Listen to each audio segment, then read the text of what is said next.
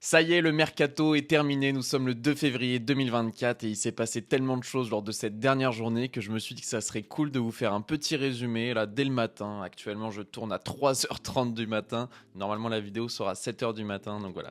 J'espère que vous me récompenserez avec un maximum de pouces bleus, avec des abonnements et avec vos avis sur les joueurs dont je vais parler. On va parler de 7 ou 8 transferts qui se sont faits lors du dernier jour. Donc voilà, si vous kiffez, n'hésitez pas à me le dire dans les commentaires et je vous souhaite un très bon visionnage. Let's go! Forcément, la grosse attraction pour moi en tant que supporter du Paris Saint-Germain, c'était le transfert d'Hugo Ekitike du côté de Francfort. Et ça s'est fait dans les dernières minutes du mercato allemand, qui lui se clôturait donc à 18h et pas à minuit comme en France. Alors déjà, moi je tiens à dire que je suis très content pour le joueur parce que c'est un joueur moi que j'aimais beaucoup déjà au Stade de Reims. Quand il est venu au Paris Saint-Germain, je faisais partie de ceux qui étaient hyper contents et qui croyaient beaucoup en lui.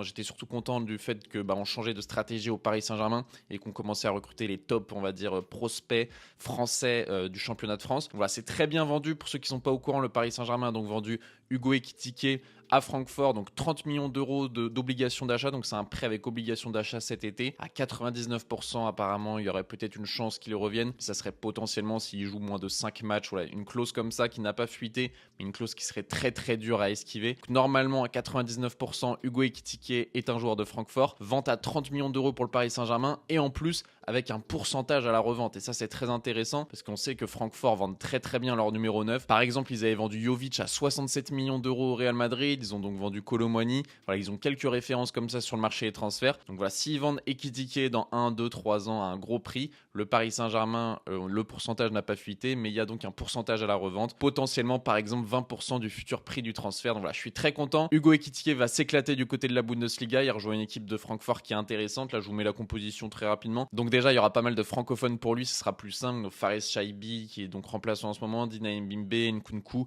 Kevin Trapp, qui est passé par le Paris Saint-Germain. Donc voilà, je pense que ça va devenir le numéro 9 titulaire, ou du moins il sera donc en concurrence avec Sasa Kalidjic, qui vient lui aussi d'arriver, qui fait 2 mètres de haut, qui a un profil un petit peu moins technique que lui. Ça va être intéressant de suivre ça. Personnellement, je vais regarder beaucoup de matchs de Francfort maintenant pour suivre Hugo Ekitike. Et on passe directement à la deuxième news. On attaque le cas de l'Olympique Lyonnais avec donc l'officialisation du transfert d'Aurel Mangala, le milieu de terrain, on va dire, qu'on va qualifier de box-to-box, un milieu de terrain plutôt technique, assez intéressant, un milieu de terrain belge, qui jouait donc à Nottingham Forest en première ligue et qui est arrivé pour un très gros montant. Donc on parlait de 30 millions d'euros à la base. Finalement, c'est un prêt payant de 12 millions d'euros avec une option d'achat fixée à 17,5 millions d'euros. Donc on arrive sur un total quasiment de 30 millions d'euros. Voilà, c'est très intéressant. L'Olympique Lyonnais a totalement refait son milieu de terrain donc cet hiver avec l'arrivée de Nemanja Matic et donc de Mangala à côté. Pour moi, c'était vraiment primordial parce que j'en pouvais plus de voir Lyon jouer avec des Tolisso, des Cacré, des joueurs vraiment très irréguliers, même si j'aime beaucoup Cacré. Là, ils vont partir avec un milieu de terrain Matic, Mangala et peut-être avec un Cacré. Donc franchement, sur le papier, ça a la gueule. Je pensais qu'on allait partir sur cette composition d'équipe-là. Je me suis dit, ok, l'Olympique Lyonnais est de retour. Et je sais pas si vous avez suivi, mais en tout cas, en haut à gauche de cette composition d'équipe, il y a un problème puisque Benrahma finalement ne va pas signer à l'Olympique Lyonnais. On l'a su donc dans les dernières minutes du mercato, à minuit et quelques, parce que tout simplement West Ham n'avait pas rempli les papiers à temps. En fait, apparemment, ils auraient fait exprès. Ils ont même fait la même chose pour un joueur du Betis Séville qui s'appelle Pablo Fornals pour ceux qui connaissent. Donc apparemment, ils ont fait exprès de faire capoter 2 transferts de leurs joueurs. J'ai du mal à comprendre, surtout que c'est des ventes. Ça leur fait gagner de l'argent. Les joueurs, ils vont revenir. Donc là, Benrahma et Fornals, ils vont revenir. Ils vont être dégoûtés. Ils vont pas avoir envie de remettre le maillot de West Ham. Donc j'ai vraiment du mal à comprendre pourquoi West Ham a fait ça. L'Olympique Lyonnais avait déjà donc pris les photos avec le joueur. Le joueur avait déjà parlé avec des supporters. La famille du joueur était déjà à Lyon. Donc j'ai du mal à comprendre pourquoi ça ne s'est pas fait, ce transfert de Benrahma. Au moins, Aurel Mangala, ça a bien été accepté. Un Belge de plus après Malik Fofana et Clinton Mata. Franchement, c'est intéressant ce qui se passe du côté de l'Olympique Lyonnais. Ils ont vraiment fait un très beau mercato d'hiver, le plus cher de leur histoire, avec 50 millions d'euros dépensés. Mais je vous cache pas que je suis vraiment déçu pour Saïd Benrahma, qui est vraiment un joueur que j'aime beaucoup, un joueur très technique. Et ça me rappelle vraiment l'histoire de Hakim Ziyech la saison dernière. Je sais pas si vous vous rappelez, pareil, au mercato d'hiver, Hakim Ziyech devait signer au Paris Saint-Germain et Chelsea avait fait exprès de pas envoyer les documents à temps. Donc Hakim Ziyech n'avait pas pu signer au Paris Saint-Germain. Là, apparemment, l'Olympique Lyonnais va quand même, on va dire, saisir la FIFA pour essayer de montrer que West Ham a fait exprès et que c'était totalement illégal puisqu'ils avaient donné leur accord, etc. Donc apparemment, il y a 1% de chance que le transfert se fasse quand même, mais j'ai vraiment du mal à y croire parce que ça ferait preuve de jurisprudence, on va dire, par la suite. C'est-à-dire que dès qu'il y aura des problèmes comme ça, du coup, tout le monde dira ouais, l'Olympique Lyonnais, ça a marché, vous leur avez donné le transfert, nous aussi, il faut faire pareil. Donc je pense que ça va pas se faire malheureusement. Je suis très déçu pour Benrahma, très déçu pour l'Olympique Lyonnais. J'espère quand même que Lyon va se maintenir parce que c'est quand même un club légendaire. Et on passe directement à la 4e news de cette vidéo. Ça y est, c'est officiel, Romain Fèvre est donc retourné à Bournemouth. Il a quitté Lorient, chez qui il était en prêt, donc prêté par le club de Première Ligue. Il a même déjà joué son premier match hier, là, à l'heure où je tourne la vidéo. Donc le 1er janvier, il a fait son premier match. Il est rentré à la 90e et Streamar, il s'est pris un carton jaune à la 96e.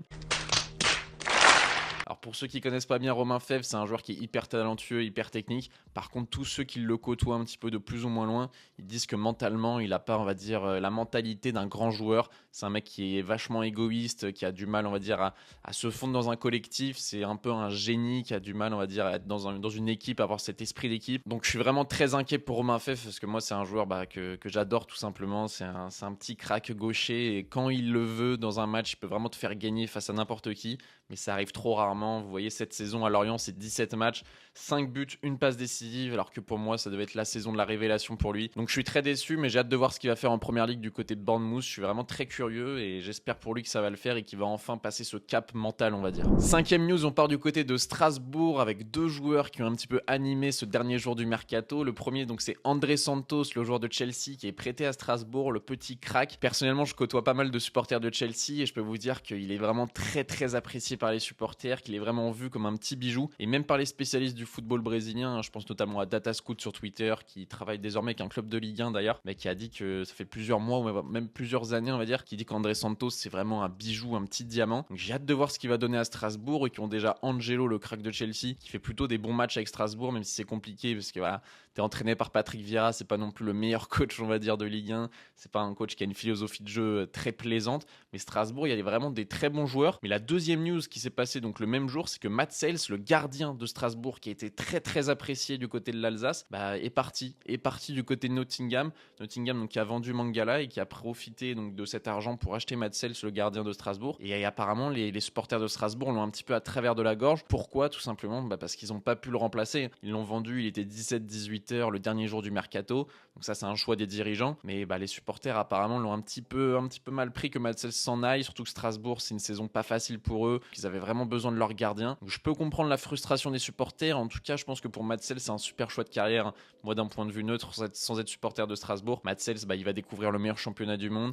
Il va tout simplement rejoindre un club comme Nottingham qui a pas mal de supporters, qui est un club historique, qui est un club qui a déjà gagné la Ligue des Champions, etc. Donc franchement, c'est un super choix de carrière pour lui, surtout qu'il est déjà très âgé. Donc voilà, franchement, Strasbourg, ils ont bien animé ce dernier jour de mercato. Hâte de voir André Santos du côté de Strasbourg, hâte de voir ce qu'il va donner. Mais je pense vraiment qu'il va nous régaler sur les pelouses de Ligue 1. 6e news, donc on reste du côté de la Première Ligue et c'est Broja, le buteur de Chelsea, qui est parti à Fulham donc pour un prêt payant de 4 millions d'euros. Alors là, j'ai vraiment du mal à comprendre. Le seul point que je comprends, c'est pour Broja qui va du côté de Fulham pour avoir plus de temps de jeu, ça je le comprends. Mais je comprends pas Chelsea qui font donc un prêt payant de 4 millions d'euros alors qu'ils ont un seul buteur actuellement, donc c'est Nicolas Jackson, qui est pas forcément le meilleur buteur de l'année. Si je regarde ses statistiques rapidement, il est sur 19 matchs, 7 buts, 2 passes décisives. Il rate énormément d'occasions, c'est vraiment son gros défaut. Donc là, si Nicolas Jackson se blesse, tu peux mettre que Nkunku en numéro 9, sachant que Nkunku il se blesse tout le temps. Chelsea a donc donné sa doublure de numéro 9 à Fulham pour que ça en devienne un titulaire. Ok, ça va le faire progresser, ok, il aura plus de temps de jeu, il aura moins de pression. En plus, Fulham et Chelsea, c'est 2 rivaux, je comprends pas, c'est vraiment 2 clubs qui se détestent. Je comprends pas ce prêt payant de 4 millions d'euros, je trouve ça assez ridicule. Tu l'aurais vendu 20 millions, 25 millions, j'aurais compris. Mais là, juste gagner 4 millions d'euros en donnant un buteur à ton rival, franchement, j'ai du mal à comprendre.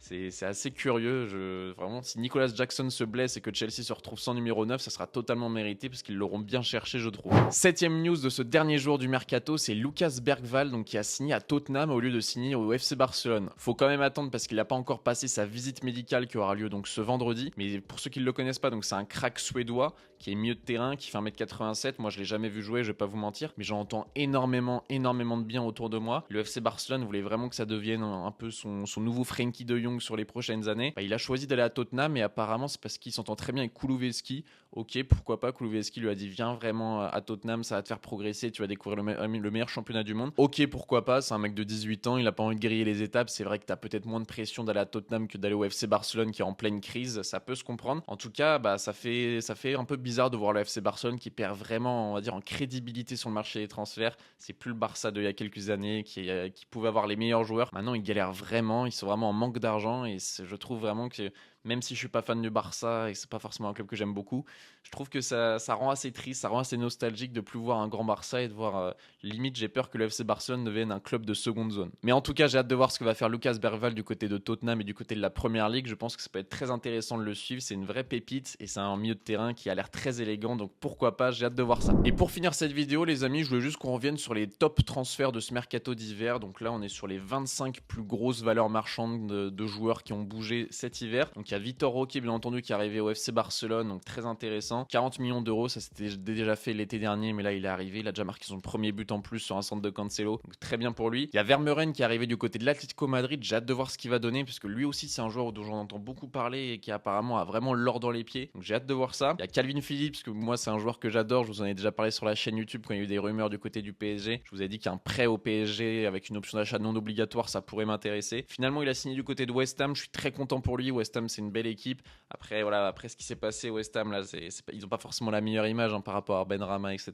Il va vivre à Londres dans une ville exceptionnelle, il va enfin quitter Manchester, Leeds, tout ça, le nord de l'Angleterre, moi que je connais très bien et je peux vous assurer que c'est pas une belle région. Là il va aller à Londres, il va avoir une meilleure vie, il va retrouver je pense le plaisir de jouer au football et Calvin Phillips va nous régaler du côté de West Ham, j'en suis quasiment sûr. Ensuite il y a Marcos Leonardo, le petit crack buteur donc, qui est arrivé à Benfica, qui a déjà marqué ses premiers buts. Apparemment lui il a l'air d'être bouillant, donc j'ai hâte de voir son évolution. Jadon Sancho donc, qui est retourné à Dortmund, ça c'est intéressant, on va voir si il arrive à reprendre confiance. En tout cas ça a bien commencé pour lui, on a déjà vu des très belles choses par rapport à ce qu'il faisait à Manchester United. Il y a Enes Unal, le crack, l'ancien crack donc, qui est prêté à Bournemouth. Il y a également Elmas avec qui on me compare souvent physiquement, j'ai déjà eu beaucoup de commentaires qui me disaient que je ressemblais à Elmas, voilà, moi je trouve pas mais bon, donc qui est du côté de Leipzig, là j'ai hâte de voir ce qu'il va donner également. Il y a Sacha Boey donc, qui est parti au Bayern Munich pour 30 millions d'euros de Galatasaray au Bayern. Je pense que c'est une très belle opportunité pour lui cet été, je pense qu'il n'aurait pas été pris au Bayern. Là c'est une opportunité de marché d'hiver, de mercato d'hiver et je pense que ça peut lui ouvrir potentiellement les portes de l'Euro et de l'équipe de France parce que lui il a toujours été snobé dans les espoirs, etc. Il a jamais été convoqué vraiment, donc là c'est potentiellement une bonne affaire pour lui pour peut-être voler la place de Jonathan Klaus pour l'Euro. Donc il y a également Aurel Mangala qui a signé à l'Olympique Lyonnais, on en a déjà parlé. Il y a aussi Radu Dragusin qui a signé à Tottenham pour renforcer la défense, ça c'est une très belle recrue, je pense que ça va vraiment les aider. Tottenham ils ont vraiment un très bel effectif, ça travaille très bien je trouve du côté de Tottenham. Renan Lodi qui est parti de l'OM, qui est parti du côté d'Al Hilal. Giovanni Reina intéressant qui est parti à Nottingham Forest, moi j'étais totalement passé à côté, donc voilà, quand j'ai vu ce tableau je me suis dit ok intéressant.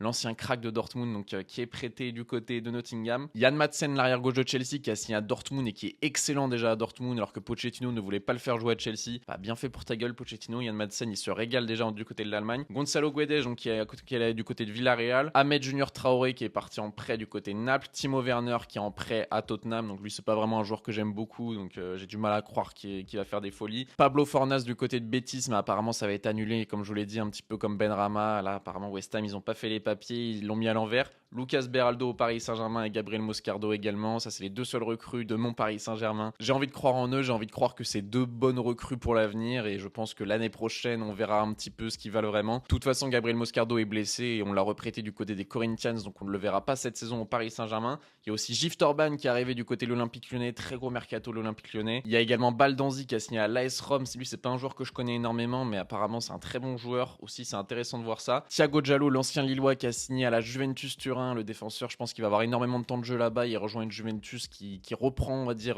qui redevient une très bonne Juventus Turin, donc j'ai hâte de voir ce qu'il va donner. Carlos Alcaraz qui a signé à la Juventus également, apparemment c'est un vrai crack. Hugo Ekitike donc qui est allé à Francfort, on en a parlé, et aussi Gabriel Moscardo donc qui prêtait au Corinthians. Ça c'était les 25 plus gros transferts de ce mercato d'hiver. J'espère que vous avez kiffé cette vidéo les amis, on est revenu un petit peu sur les dernières infos, les dernières officialisations de ce mercato d'hiver et c'était vraiment incroyable entre le dossier Benrahma, le dossier Ekitike qui s'est fait dans les toutes dernières minutes du mercato allemand. C'était vraiment une très belle dernière journée de mercato. J'espère que vous avez kiffé la vidéo. Si vous aimez ce genre de vidéo, si vous aimez ma chaîne, si vous avez envie de me soutenir, mettez un maximum de pouces bleus. Vous pouvez également vous abonner à la chaîne. On est en route vers les 20 000 abonnés. D'ici quelques mois, on va les atteindre le plus rapidement possible, j'espère. Et vous pouvez également venir me suivre sur les réseaux sociaux dans la description. l'émission. C'était BR10, je vous souhaite une très bonne matinée, une bonne journée, une bonne soirée, une bonne nuit. Moi je vais aller me coucher et je vous dis à très bientôt. Peace.